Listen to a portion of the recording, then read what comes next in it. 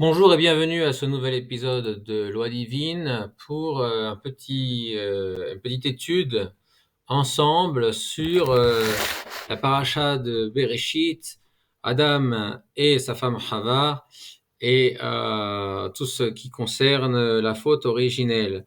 Et en fait, le but de ce cours, c'est un peu d'expliquer euh, où commence et quand commence ce qu'on appelle aujourd'hui le féminisme, comme si c'était quelque chose de nouveau. Et donc notre histoire commence quand Dieu crée l'homme et il le nomme et donc il le scrute par son intellect l'essence de chacun des êtres vivants, des animaux qu'il y a dans le monde, il ne trouve pas pour lui-même une aide face à lui. Donc, encore une fois, hein, face à lui, ici est écrit ce qui prouve bien que Dieu ne l'a pas créé, Chava, pour être contre Adam, pour s'opposer à lui, puisqu'on voit que Adam lui-même cherchait ce kenegdo face à lui, ça veut dire en dehors de lui, d'accord, qu'il puisse regarder face à face. Et donc Adam n'aurait pas cherché quelque chose qui s'oppose à lui.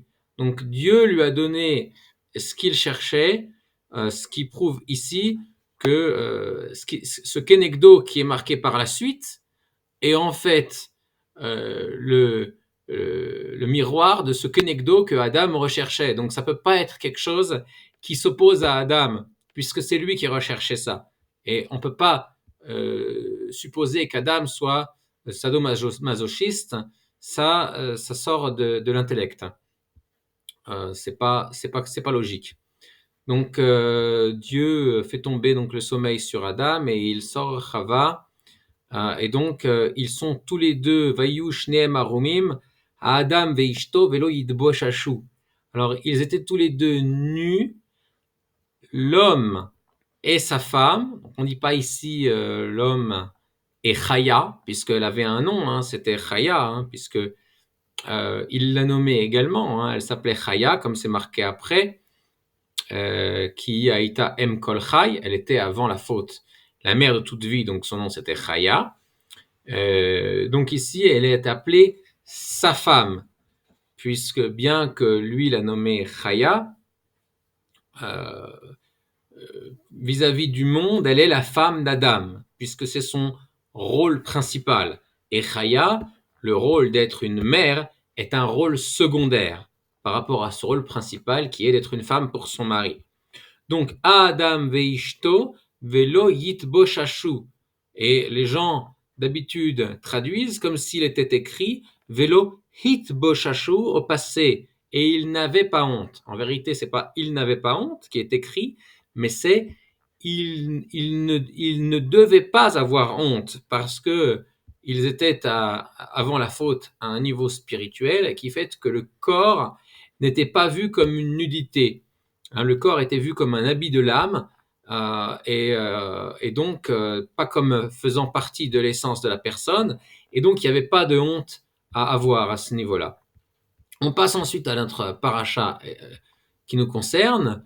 Donc Anacha Shayaharum et Mikol Hayat Asadeh, le serpent, et il ne s'agit pas d'un serpent, hein, puisqu'on voit plus tard qu'il y a un roi du peuple des Ammonim qui s'appelle également Nahash, s'appelle également serpent, et ce n'est pas un serpent, et il y a des tas de personnes dans toute la Torah qui ont des noms d'animaux, et ce ne sont pas des animaux, d'accord?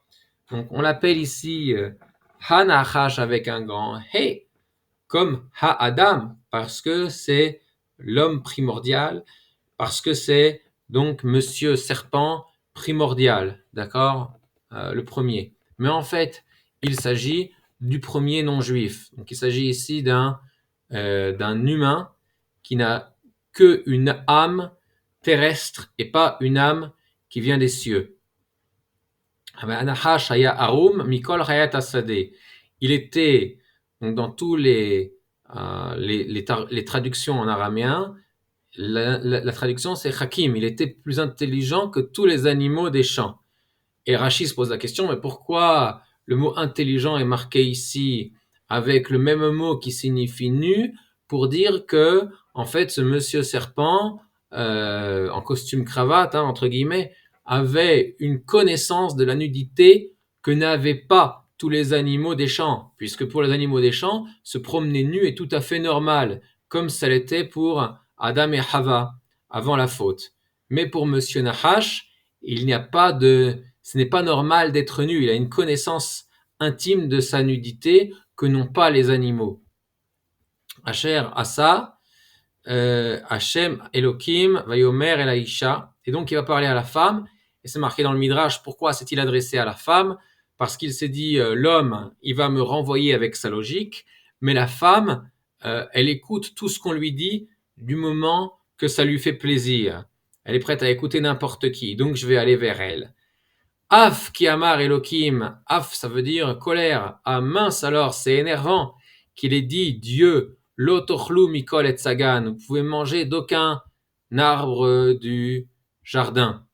Vatomer Aisha el anachash, elle répond donc la femme vers le serpent. Mipri aet sagan nochel, non, non, c'est faux ce que tu dis. C'est pas interdit de manger de n'importe quel arbre du jardin. On a le droit de manger de tous les arbres du jardin. Mais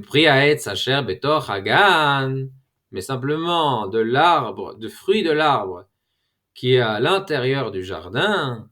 De celui-là, Dieu a dit, vous ne pouvez pas en manger. Et vous ne pouvez pas non plus le toucher, de peur que vous allez mourir. Donc, tous les midrashim disent, elle a rajouté, vous ne devrez pas non plus le toucher et vous allez mourir si vous le touchez. De là, on voit qu'elle a fait une haïdout sheker, un témoignage mensonger. Cependant, il y a des mefarshim, des commentateurs sur le Midrash Rabbah, qui nous disent que c'est Adam qui avait rajouté donc le premier décret des rabbanan, le premier décret d'ordre rabbinique, puisqu'il était le premier rabbin, de ne pas toucher l'arbre, puisqu'il ne faut pas manger son fruit, ni même manger l'arbre, puisque l'arbre était mangeable à l'époque. Eh bien, on ne va pas non plus le toucher pour ne pas en arriver à manger ni l'arbre ni son fruit. Et il ne lui a pas dit que c'était passible de la peine de mort de toucher l'arbre, mais uniquement d'en manger. Maintenant, la question se pose, où était Adam pendant que Chava discutait tranquillement avec le Nahash? Eh bien, on a deux midrashim qui se complètent. L'un nous dit que Dieu a promené Adam à travers toute la terre pour lui dire où on pouvait faire pousser des céréales, où on pouvait faire pousser des arbres et où on pouvait installer des villes. Et après ce long voyage, il était fatigué et donc il s'est reposé. Et c'est pendant ce temps-là que M. Nahash en a profité pour aller compter, comment on dit, pour aller compter fleurette à Madame Chaya, puisqu'elle s'appelait encore Chaya avant la faute. Vayomer Anachash El Aisha, donc il lui dit, ah voilà, il saisit l'occasion, elle s'est trompée, elle a dit que toucher c'est passible de la peine de mort, donc ça va être facile de lui prouver que Adam est un menteur. Le mot temutun, vous n'allez pas mourir. Ki yodea Elokim, ki beyom ochalchem mimenu, unifkechu einechem, vihitem kelokim, yodae tov vara. Dieu, il sait que le jour où vous mangerez de ce fruit, vos yeux verront clair et vous deviendrez comme Dieu. Vous serez aussi imprégné de la connaissance du bien et du mal mélangés, et il lui a fait croire que cette connaissance-là, c'était en fait la capacité à créer des mondes, puisqu'en fait, il ne savait pas de quoi il s'agit, cette connaissance du bien et du mal, et simplement, il devait faire confiance à Dieu, que c'est quelque chose de mauvais pour eux, et s'en tenir à respecter la règle que Dieu a donnée, de ne pas en manger, puisqu'a priori, c'est pas bon pour eux de connaître le bien et le mal mélangés. Et donc, ne sachant pas ce que c'est, il a pu lui mentir et lui dire non, il s'agit de la connaissance qui permet de créer des mondes. Et donc, comme ça lui a plu, puisqu'il lui a dit tu vas être maintenant comme Dieu lui-même, capable de créer des mondes. Simplement, Dieu, il est jaloux, il veut pas que tu deviennes comme lui. On va terrer Aïcha. Elle a vu la femme, quoi? Elle a vu, nous dit Rashi, avec la vue de son cœur, puisqu'elle n'avait pas les éléments intellectuels pour en juger, puisqu'elle n'a pas goûté du fruit, elle ne peut pas savoir s'il est bon, et elle ne peut pas en connaître les effets pour savoir si ça donne une meilleure vue et si ça ouvre l'intellect. Donc elle n'a pas pu voir cela. Qu'est-ce qu'elle a vu? Que ces paroles plaisaient à son cœur, à ses émotions. Kitov haetz le ma'achal, donc c'est ici la répétition de ce que le serpent a dit, monsieur serpent, que l'arbre est bon à manger, comme il a dit le jour où vous en mangerez. Chita va'u la'inaim, puisqu'il a dit venifkechu einechem, il est donc désirable, il est désirable au goût, désirable pour avoir une bonne vue, et nechmad haetz le'askil, et il ouvre l'esprit pour à la compréhension, comme monsieur Nachash a dit, vous serez comme Dieu, connaissant le bien et le mal mélangés. Et donc, il y a des midrashim qui nous disent également, Vatere Aïcha, qu'est-ce qu'elle a vu? Elle a vu l'ange de la mort qui se tenait devant lui, qui se tenait devant elle, et elle a eu peur. On peut se poser la question, étant donné que quand elle était sur le point de fauter, elle a vu l'ange de la mort, pourquoi ne s'est-elle pas arrêtée là? Eh bien, il me semble que la réponse la plus correcte ici, c'est que elle s'est dit, elle avait commencé à fauter, elle avait décidé de fauter dans son cœur, dans son esprit, et donc elle n'arrivait pas à revenir sur sa décision initiale. Plutôt mourir que de revenir sur ce qu'elle avait décidé dans son cœur et de s'admettre à elle-même qu'elle avait tort. Bien qu'il n'y avait ici personne qui était au courant de sa décision intérieure et que ce n'était que envers elle qu'elle avait à admettre son échec et son erreur. Elle en était incapable et donc elle a continué dans la faute malgré qu'elle a vu l'ange de la mort devant elle. Et donc, la fin du verset est Vatikach mipirio, elle a pris de son fruit Vatochal et elle en a mangé. Et là, elle s'est rendue compte qu'elle allait mourir. Vatiten gam leisha aima. Elle en a donné également à son homme, aima, lorsqu'il était avec elle, lorsqu'ils étaient ensemble au lit, si l'on peut dire. Vayochal. Et lui aussi a décidé de manger, en partie pour cacher la faute de sa femme, mais il avait également un processus intellectuel. Mais ce n'était pas pour, dans le but de se rebeller contre Dieu, comme la femme, qui en fait, pourquoi le serpent, Monsieur Nachash lui a proposé de devenir comme Dieu? Monsieur Serpent était intelligent et il lui a simplement dit les choses qu'il savait qui lui plairaient. Ce qui veut dire que ces désirs-là, Chaya, la femme d'Adam Arishon, les avait déjà en elle. Elle avait déjà le désir de pouvoir connaître plus, d'être plus intelligente, d'avoir une meilleure compréhension des choses et de devenir comme une déesse. Et donc, il en a appelé tout simplement à ses désirs intérieurs, et c'est pour ça que ça a marché comme sur des roulettes. Mais Adam, lui, c'était pour d'autres raisons qu'il a mangé du fruit. D'abord, elle a, comme nous dit le Midrash, pleurniché toute la nuit. Tosfot nous dit même qu'elle l'a frappé avec un bâton. Et le Midrash nous dit également qu'elle ne lui a pas donné également du fruit directement, puisqu'il est marqué, elle en a donné également à son mari. Le mot également vient nous dire ici qu'avant de donner à son mari, elle en a donné à tous les animaux et à tous les oiseaux. Il y a un seul oiseau qui s'appelle Chol, qui n'en a pas mangé, et donc elle a amené la mort sur toutes les créatures vivantes, sauf une, et pour pouvoir dire ensuite à son mari, voilà d'où vient l'expression être un oiseau bizarre. Eh bien, c'est l'oiseau qui n'a pas voulu manger du fruit, qui n'a pas voulu écouter Chaya. Eh bien, elle lui a dit, est-ce que tu veux être un oiseau bizarre, comme l'oiseau Chol, ou est-ce que tu veux être comme tout le monde? C'est ça, la technique de la femme, c'est de manipuler la société pour que l'homme se retrouve excommunié si jamais il ne joue pas son jeu. Et donc, après tout cela, après en avoir donné à tous les animaux et tous les oiseaux, après en avoir fait, nous dit le Midrash, du jus pour qu'ils ne se rendent pas compte et pour que la faute ait l'air permise, puisqu'il y a ici transformation de l'objet interdit, d'accord. Et on peut dire que la transformation rend permis, d'accord, fait que c'est autre chose. Et puis, après qu'elle ait pleuré toute la nuit, il en a finalement mangé, puisqu'elle l'a convaincu, puisqu'elle était encore en train de revenir sur ce sujet-là pendant qu'ils étaient en train de copuler. C'est ce que veut dire le mot ima, nous dit le Midrash.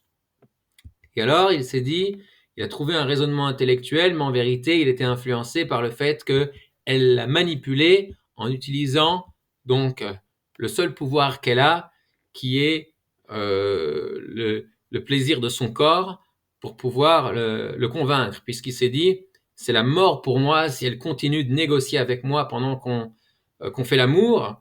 Alors je préfère trouver une bonne raison, je vais trouver une faille dans la loi pour pouvoir me permettre de le faire, pour pouvoir avoir la paix avec elle, qu'elle me fiche la paix et qu'on puisse copuler dans l'amour et pas être enquiquiné par elle. Et donc il s'est dit, si jamais je mange du fruit, eh bien, et après je fais rentrer le mal en moi et que je fais tchouva, alors j'obtiendrai une proximité avec Dieu encore plus grande que le fait de faire sa volonté sans avoir le mauvais penchant. Leurs yeux à tous les deux se sont ouverts, vaïdrou ki erumim hem. Et alors ils ont compris qu'ils étaient nus, puisque le mal est rentré en eux et le désir de la chair est rentré en eux. Et c'est également pour cela que Monsieur Serpent, au départ, a voulu faire fauter Ève, puisqu'il les a vus tous les deux ensemble, et donc il a désiré Ève, qui était mieux que Madame Nachash, puisqu'avec son âme divine, elle avait l'air beaucoup plus belle. Et j'ai oublié de mentionner un élément qui est... j'ai oublié de mentionner un élément, ça m'a échappé.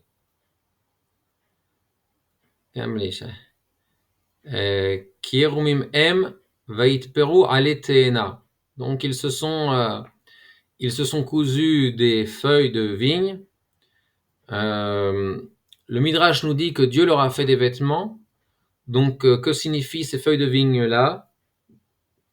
C'est en fait, nous dit le Zohar, la mitzvah de tzitzit, puisqu'ils se sont rendus compte qu'ils étaient nus. Explication nue de mitzvot. Oui. Nus de mitzvot, puisqu'ils avaient une mitzvah et ils se sont retrouvés sans mitzvah, donc ils ont fait Aleteena, c'est la mitzvah de Tzitzit. Sulaim Chagorot, ils se sont fait des lanières, nous dit le Zohar, il s'agit de la mitzvah de Tefillin. Et les Midrashim nous disent qu'ils se sont fait différents types de vêtements, c'est ce que signifie le mot Chagorot.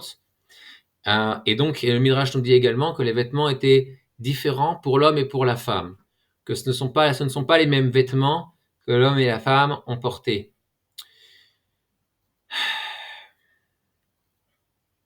Et donc, on voit ici, dans cette paracha, les racines du féminisme. La femme a toujours voulu être une déesse et pouvoir être à côté de l'égal de Dieu, et être libérée du joug de son mari et du joug de Dieu, puisque les deux vont ensemble, puisque c'est Dieu qui lui a attribué ce mari pour régner sur elle, et que elle a l'impression que Dieu lui en veut, que Dieu lui a fait du mal, l'a asservi en l'assujettissant à son mari.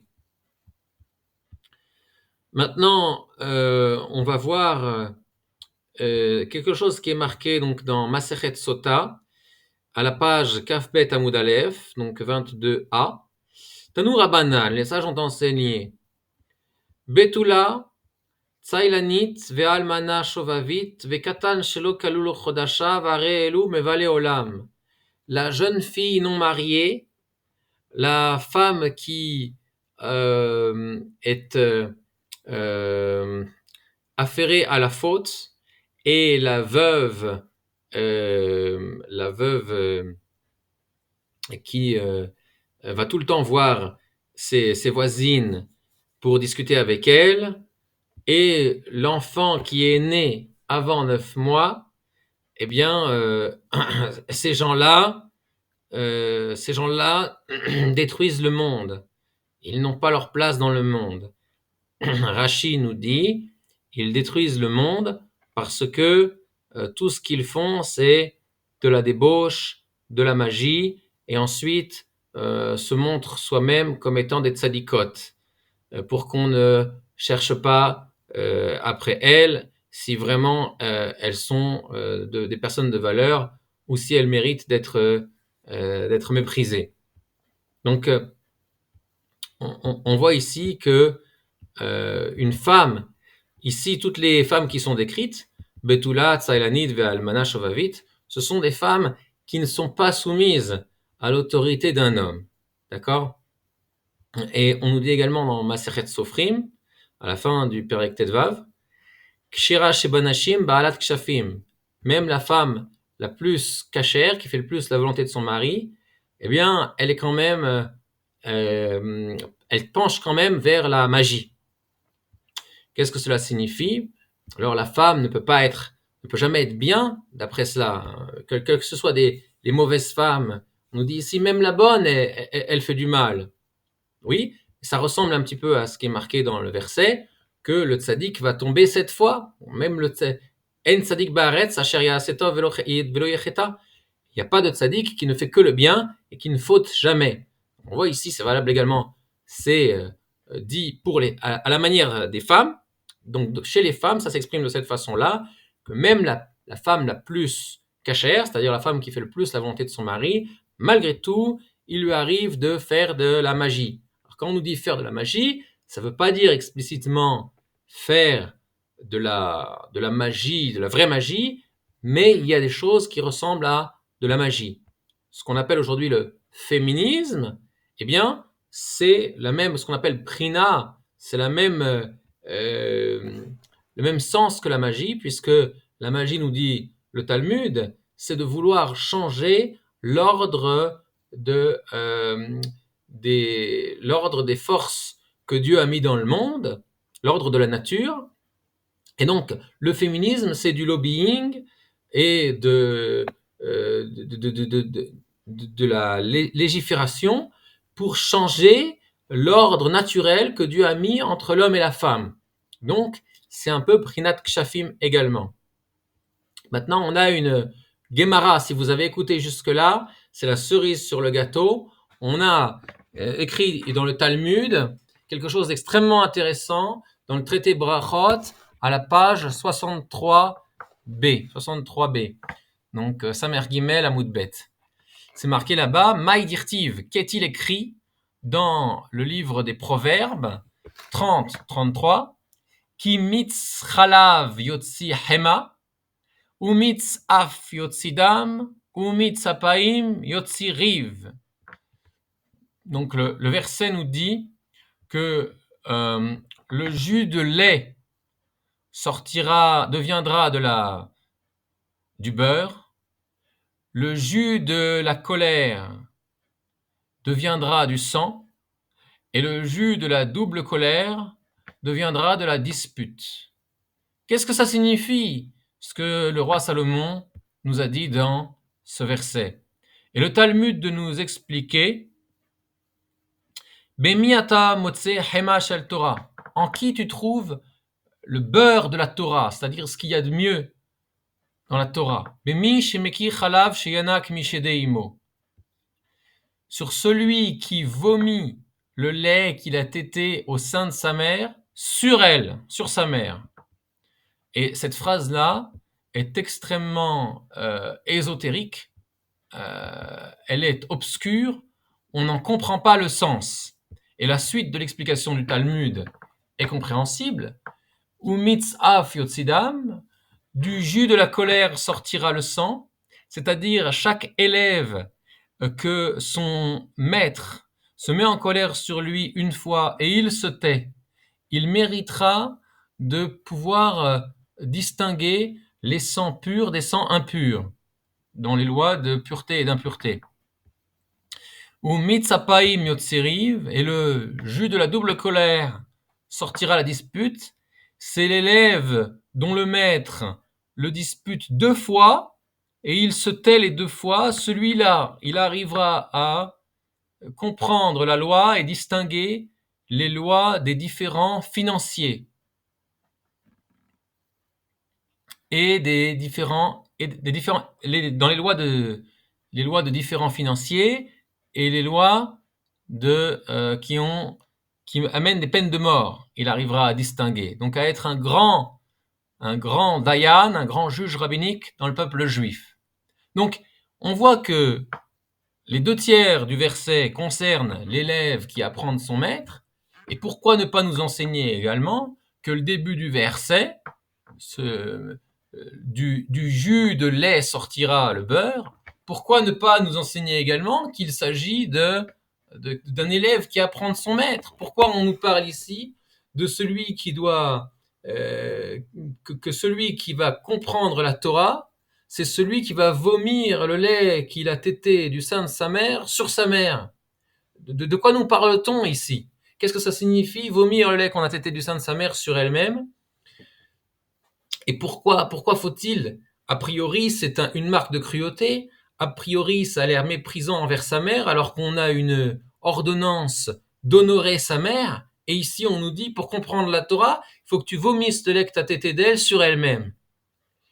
Et cette parole de la Gemara m'était obscure jusqu'à ce que Dieu m'éclaire et que je comprenne, et je vais vous faire part de l'explication.